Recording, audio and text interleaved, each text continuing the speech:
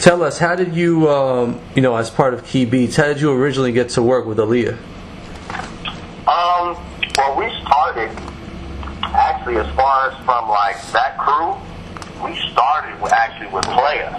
Like, like, before Playa's album came out, they did a showcase, and, like, Montel Jordan's band used to do, they were like Playa's band, they used to do all the Deaf Soul artists at the time.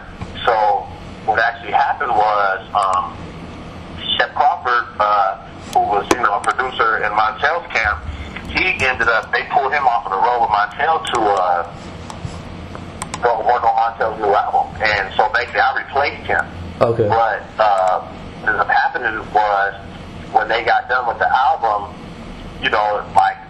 Montel's manager was like, there's so much work coming up for them that his band wasn't going to be able to do, be the band for like the whole Deaf Soul anymore. So basically Shep Crawford got at me and was like, I need you to put a band together for that. Now, Seats he was the drummer for Montel.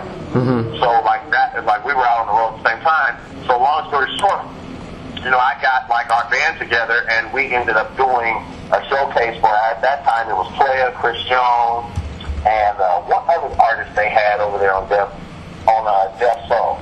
So, that's how I actually met Static, Black, and Smokey. Mm-hmm. So that's how I ended up meeting them. So, during the course of that, we did several shows with them. And it was one show they had coming up with Timbaland. So we ended up doing that show with them. So then Tim asked us, he wanted us to do a TV show with him and Magoo. So we did that. And then Playa had another showcase at the House of Blues in L.A. So at that showcase, the whole Black Round Camp, Aaliyah, Genuine, everybody, they were all there. So they all were at sound check, and they were like, "Oh, well, we want to do a song. We want you guys to play a song with us too." So we ended up doing Aaliyah, we ended up doing Missy, we ended up doing Genuine, along with Timbaland and Magoo and Playa. So that's how the whole connection with them came about. And then maybe a few years later, Static asked, he was like, "I know you guys, have that tracks. I know you guys aren't just musicians."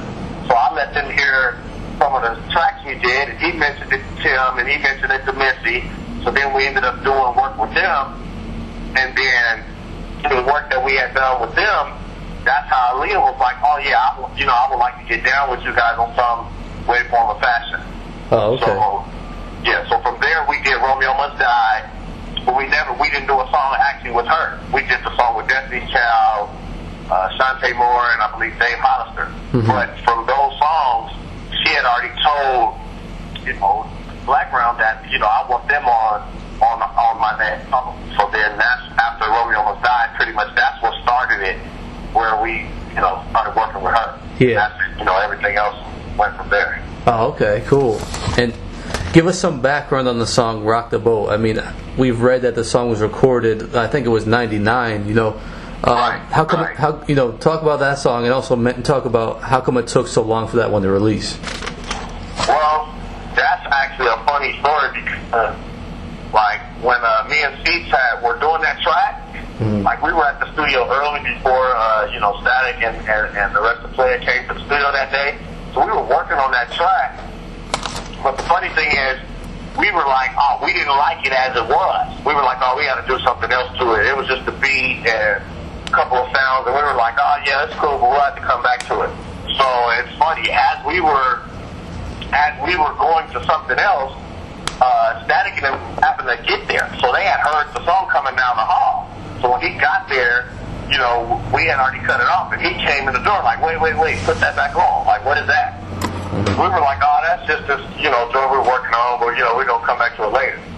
But he was like, no, pull it back up. So, and then he, instantly kind of got the melody, and he went, right in the booth, and, he really didn't, do any birds. He just kind of just put a melody down, and then over the next, say, couple of days, he did the whole song. But the ironic thing was, we did most of our songs over, over the end of 99, beginning of 2000, we did the bulk of our songs during those 3 or 4 months.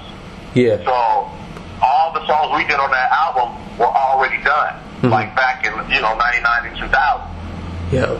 So, you know, they took so long doing the album because, you know, she went over to, you know, do the movie, and she had so many things going on, so that the recording of that album stretched out over a little more than a year. So, you know, but the whole time they already pretty much knew that the songs we had already done, you know, they were going to go on the album. Mm-hmm. Okay. I want to ask you about some of the other songs, you know, specifically that you guys worked on for that album. And the first one is Loose Rap. You know, we've read that originally that was being considered as the first single. So, you know, tell us about the background behind that one. With that one, like, you know, like we always have a saying, like, oh, you know, that's just loose rap. You know, it's just like a saying we would use all the time. It was just like a slang we would throw out there all the time. So, the day that we did that track, the first line he came out with was loose rap, because he kind of mumbled the hook, because he didn't really know what words he wanted to use, but the only part that came out was the loose rap part. Mm-hmm. So he was like, I think that's where I'm going to go with this one. So pretty much, that song was basically a term that we all already used anyway, but basically we just ended up turning it into a song. So then that's when he came up with the whole concept for that song. Okay. Based on that. And originally, you know, before about the single part, like the album was pretty much considered done. So like Timbaland kind of did over the last week or so before they closed the album and really picked the songs. Timbaland, when he was so busy that he wasn't able to really do the songs, so he didn't do his songs till the last week, and they didn't really know if you know, he was going to make it in time for them to do it, because, you know, they were like, you know, crunch for time as far as putting the record out. So the first single was going to be Loose Rap. But, you know, of course, when Timbaland did his record, because, you know, they had that connection, they were like, okay, so we have to at least let the first single be a Timbaland record. So that's how the whole resolution came about. Yeah. All right, cool. Tell me about another one, Extra Smooth.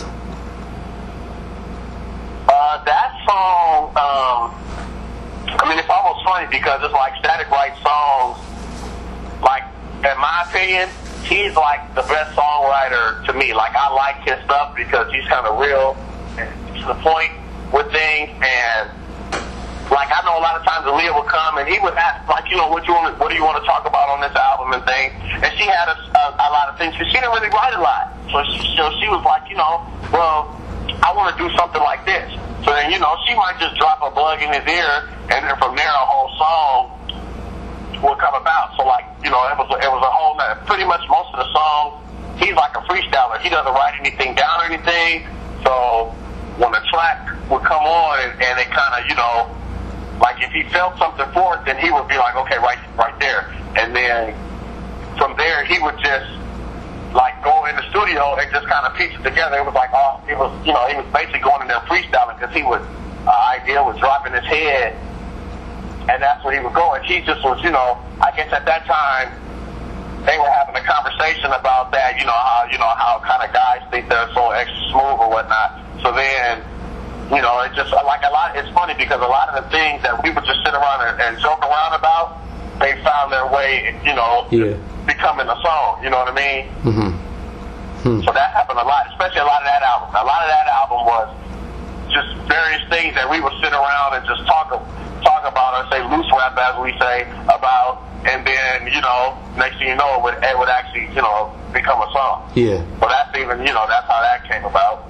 Okay. What do you remember about the song It's Whatever?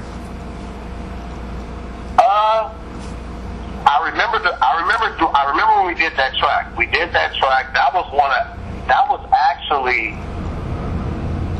That was actually the first track that we did, like as far as myself and Eric C being in the studio, like working on stuff, because they had put us in the studio to work on songs for her album.